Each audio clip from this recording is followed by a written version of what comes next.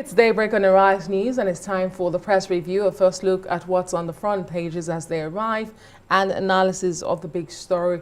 We begin with our sister publication This Day, and it leads with a plea from the NLC and CSOs, that's the Nigerian Labour Congress, and civil society organizations to the Nigerian judiciary to save the country's democracy, just as the umbrella union body in the country threatens to name and shame corrupt judges.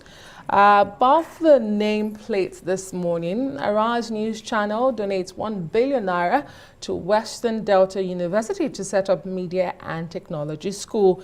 And of course, the leading picture on the front page is that of former Ekiti State Governor Kayode Fayemi, the presidential candidate of the Labour Party, Peter Obi, former governor of Delta State, Ibori, and another former governor of the state, Udwanha, as well as the chairman of This Day Arise News Channel, Prince Nduka Bagbena, at the 15th Founders Day celebration and lecture of the university held in Ogara, Ethiopia, West Local Government area of Delta State. Let's look at some other top stories on the front page this morning.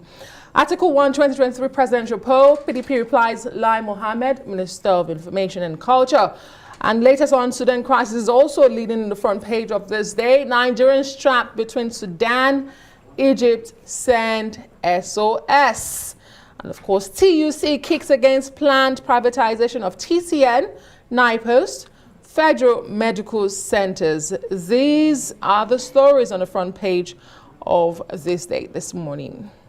Right, let's look at Tribune and see what Tribune is saying. Tribune leads with the APC set for stormy NWC meeting as leadership tussle gets messier with three riders there. It says National Legal Advisor counsels party chair to expel Lukman. Lukman has been having a running battle with the chairman Adamu and the MPC and the NWC itself.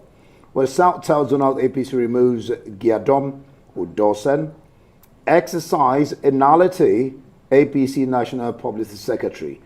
And just down below where you have that picture to the right, tension mounts at Lagos Airport, over 100% increment in cargo handling tariff. 10th NAS, the opposition lawmakers adamant, vows to reject APC zoning, favored candidate, and for speakership position.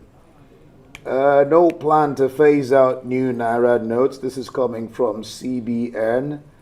And Article 1, 2023 presidential election, PDP replies Lai Mohammed, you are sore losers. The FG replies PDP. Sudan, FG laments delayed clearance of citizens at borders.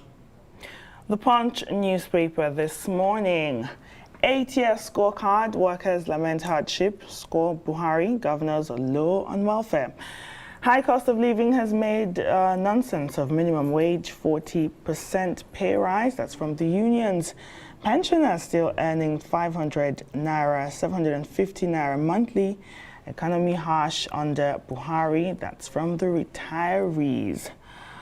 The leading photo on the front page of The Punch this morning, Chief of Air Staff Air Marshal Oladayo Amal, top officers of Nigerian Air Force, at the interdenominational service on the 2023 NAF Day in Abuja.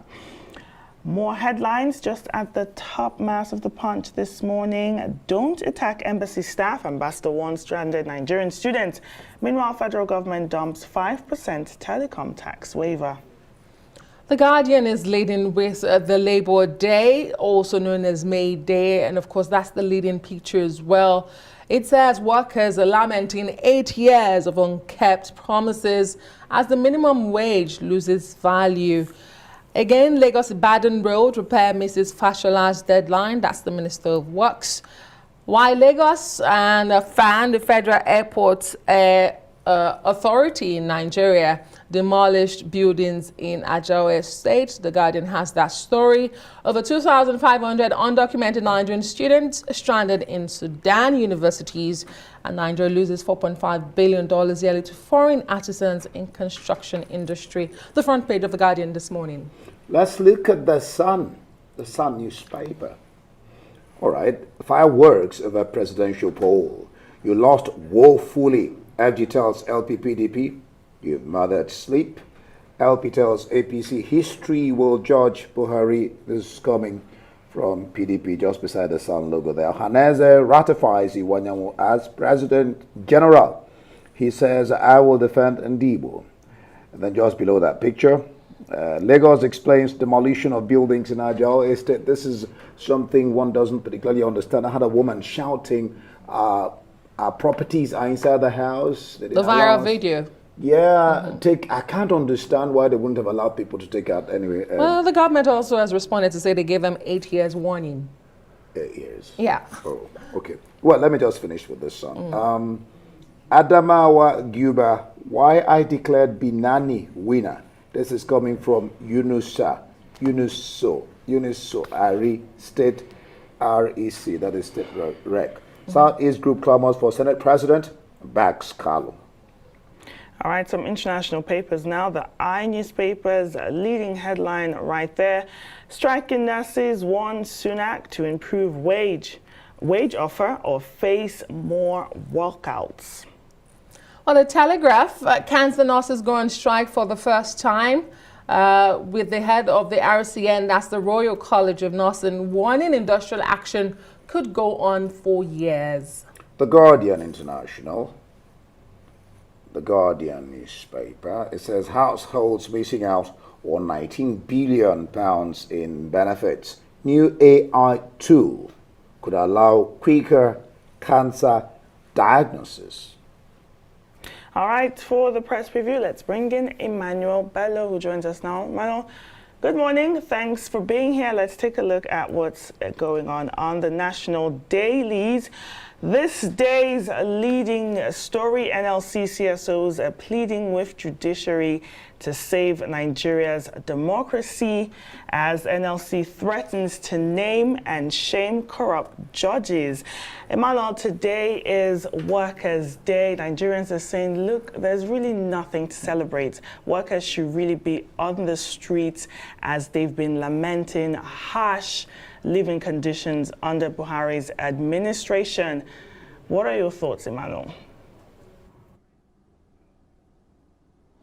Well, I think let me wish all the workers a great day, and we're all workers too. So I wish you all a happy Workers' Day.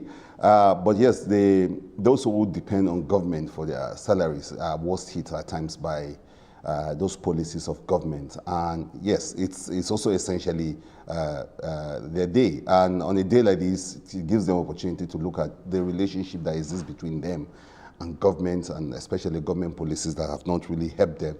And in any serious government or serious regime, you will listen to the workers because their plight is, actually translate into how it's a referendum on how you are running your country. We're a workers' country. We're workers. We love working. Our people love to go to work.